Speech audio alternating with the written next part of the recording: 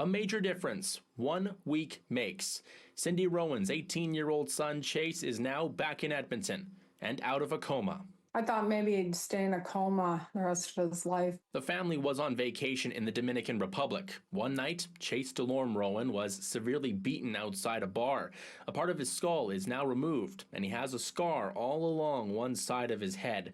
Rowan says her son still has pneumonia, despite Dominican doctors saying he was clear, and the piece of skull removed to curb swelling did not come home with him. Because when they took the tubes out, I'm like, well, they must put his skull back together, right? Because they said there was no more swelling. Last weekend, a jet took him and his mom back to Edmonton. On the flight is when his toes were moving.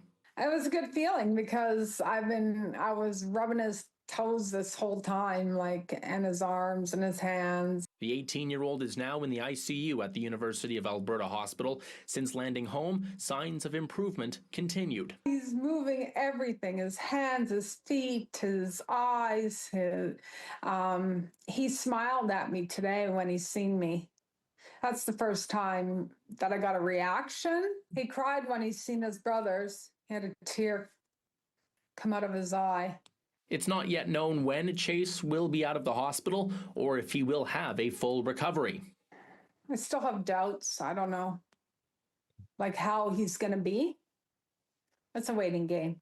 A fundraiser is closing in on $60,000 as of Wednesday night, but Rowan says hospital and flight bills could exceed $250,000.